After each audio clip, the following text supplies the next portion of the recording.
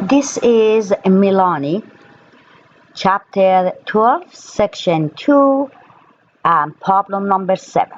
In this problem, we are trying to find the marginal average cost. But don't forget, marginal means derivative. But the average, remember, anytime you are trying to find the average, simple example, if I have a 15, if I have a 6, including 17, if I'm trying to find the average of these two, I will add 15 plus 17, then I divide it by 2 because I do have the two quantity. But anytime I'm talking about the polynomial, my quantity is x. Just keep this one in mind. Now, when you are trying to find the average cost, you are going to have a little bar in the above the C. To find the average, your cost divided by x. That's what it is. That's the formula. Again, little bar above the C and your equation divided by x. Now, I do have a complex fraction. Several ways you can get rid of the complex fraction. The simplest way to find the LCD.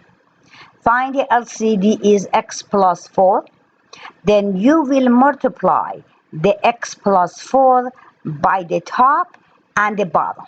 Now, the top, I can reduce this by this. The bottom, the x is going to be times this. That means my average cost is going to be this equation. Now, before I continue, I'm going to just go over one more way which you can get rid of the complex fraction. I know some of you do not like the finding the LCD. Then this x, you can rewrite it as a x over 1.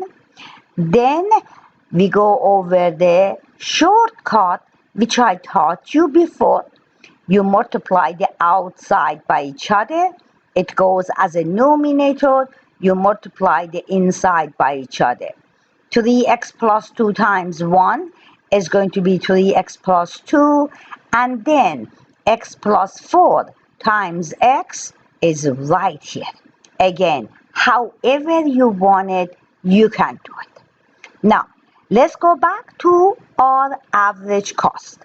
From the average cost, we are trying to find the marginal. By looking at my denominator, I have a x times. That means I have a product rule. This one is simple. The exponent for the parentheses is 1. That means I can distribute this x by inside the parentheses, which I get x to exponent 2 plus 4x. Now, from here, it's simple. I have a simple quotient rule. Inside this box, I'm going to write down the derivative of a numerator. Derivative of a 3x is 3. Derivative of a 2 is 0. Now, I'm going to find the derivative of a denominator. Derivative of a x to exponent 2 is the 2x. Derivative of a 4x is 4. Now I go by my quotient rule.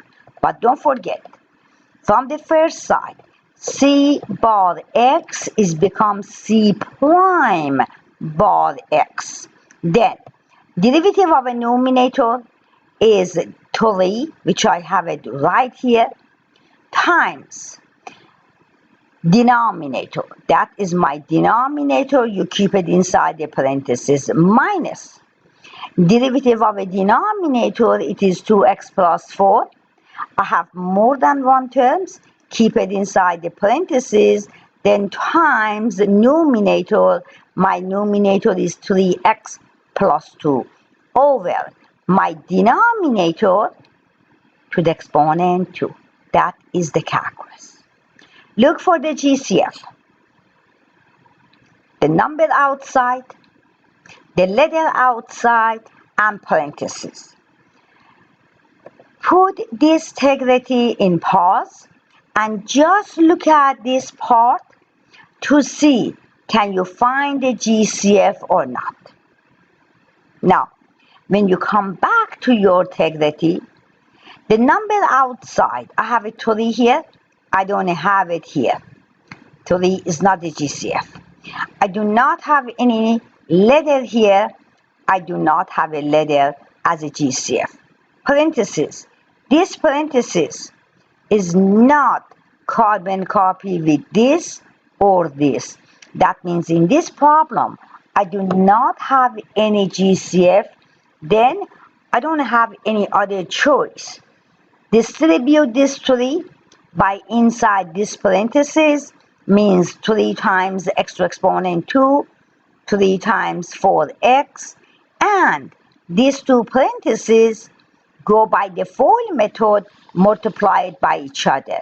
But because of this minus, make sure keep it inside the parentheses. I multiply these two parentheses by this one, and the same time I already clean up in over here because 2x times 2 is going to be 4x, 4 times 3x, 12x, added by each other is become 16x. Now, distribute this minus by inside this parenthesis. This positive is become negative sign. This positive is become negative. That means all it was positive, now all I have negative. Finish it up, clean it up, combine like a third. 3x to exponent 2 minus 6x to exponent 2 is become minus 3x to exponent 2. And 12x minus 16 is become minus 4x. This minus 8 carry it down. By looking at these 3 terms, you cannot factor. That means I cannot do anything else. This is my answer. Now, from here, the next part of my question, that is the marginal average cost. That's what it is. Now, I need to find the marginal average of a 10. That means go here, replace all your x's by 10. Make sure your exponent 2, carry it down. Then when you plug it on the calculator, that is going to be my answer, which I get this, but I can reduce, which when I reduce it is become minus 87 over 4,900. That is the marginal average of 10. Next part, marginal average of 5. Again, go to your marginal average. Replace all your x's by 5. Make sure keep it inside the parentheses. 5 to the exponent 2, 25. 25 times minus 3 is become minus 75. Minus 4 times 5, minus 20, and combined with the minus 8, which is become 103, of course, minus over 2025. And that is our answer.